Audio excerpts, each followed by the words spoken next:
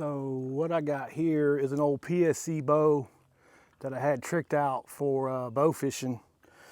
These blue tilapia in here get big, and I don't know, I'm trying to get the right angle. I don't know if you can see it. There's a tilapia bed right there behind this boat. It's a white, looks like a donut ring. I don't know, about this big around right there.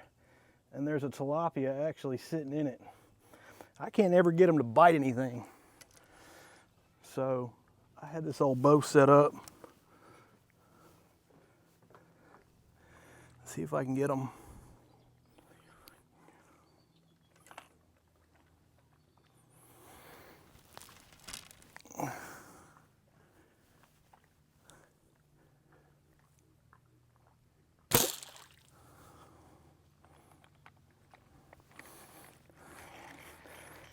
I didn't like it, but I shot under them, I think. Yeah, a little low. That'll make them skittish.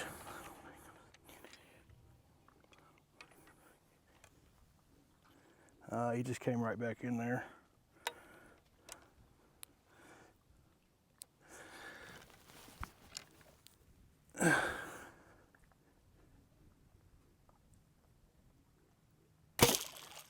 Got him.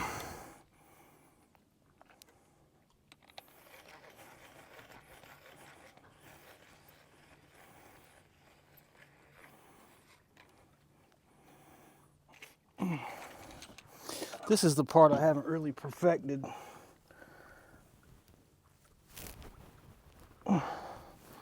See, they're pretty big, and that's the problem. Bass can't eat these things.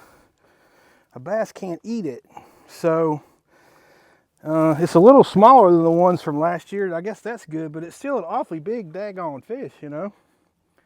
I got a cooler back here on the end of the dock. So what you do is you unscrew that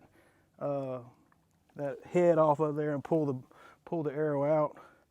I'm gonna switch off and go get him off. I'll be right back.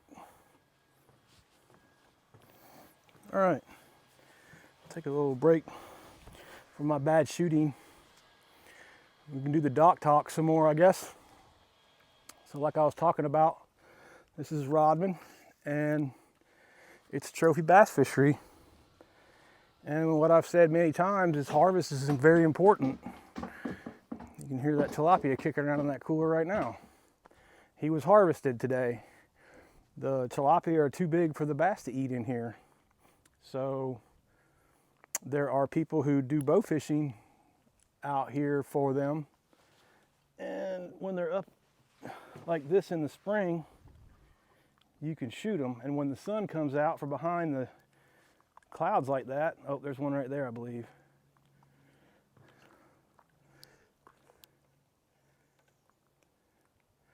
Sometimes it's hard to tell.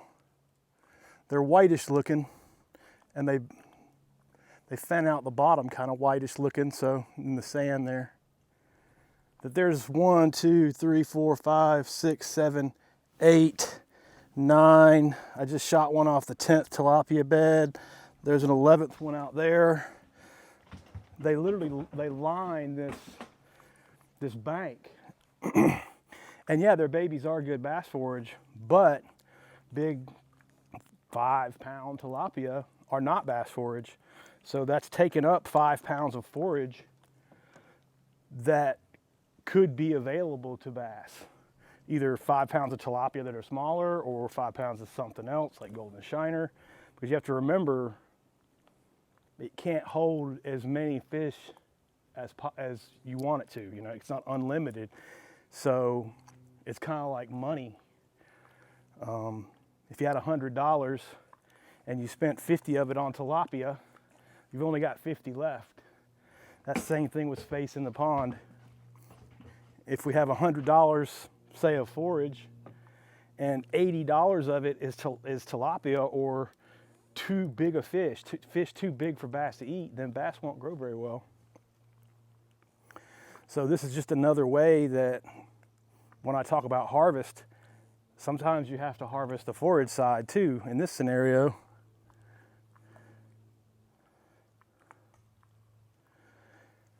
But that being said, to get back into what we were talking about on the last video,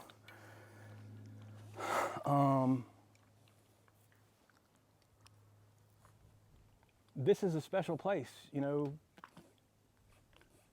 Trophy lakes are special places. It takes a unique blend of what's really important is fish population balance more than habitat. Habitat is important, but whenever in my mind, if you say, Shan, you know, let's build a trophy bass lake, I say, okay, the first thing we have to understand is how to stock it and manage the forage base properly. Without the proper balance, you can put all the good habitat you want in here, it won't matter without the proper fish balance. And that's the part where I see guys really mess up with their lakes. They go all in on the habitat enhancements and the gravels and the, you know, brush piles and all that stuff, but they don't understand fish population balance, and they stock it badly. They usually overcrowd it with bass, and they don't get the growth they should because, again, I put the fish population balance above the habitat. And I do that because I've grown huge bass in mud holes, in absolute just, oh, I can see that tilapia. He's right under that log. You sucker. I wonder if I can sniper him out from underneath that sucker.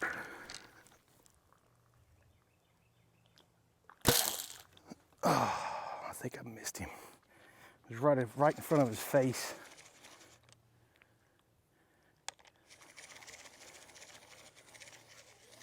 He's hiding up underneath there. Uh-oh.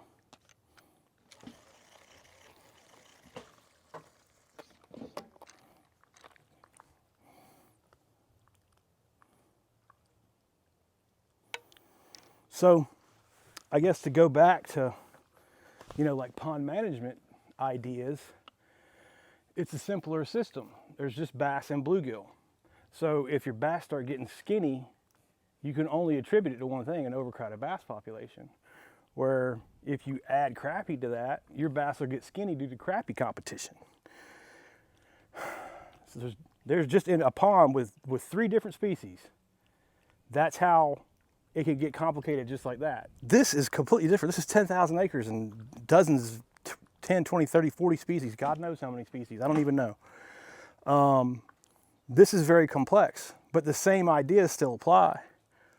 We certainly don't want a lot of big tilapia crowding up. You know, if I wanted my choice, I want my tilapia smaller. That's why I'm sitting out here shooting them. That's too big. That's fish tacos. That tilapia's not helping me. So, to use a scientific term, I would say that fish is tying up biomass on me.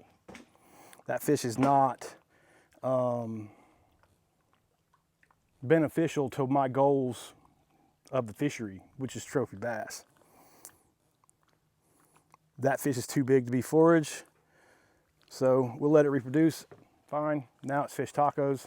I can promise you, I've been shooting them. The guys came down through here, shot like 90 of them off this bank last year, and they're still here. They're not going anywhere. You're not gonna harvest a fish population out of a lake. That's not something that's really feasible.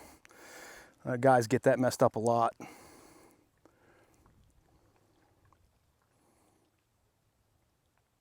Anyway, I'll switch it off, get a drink real quick. Come back to it in a minute.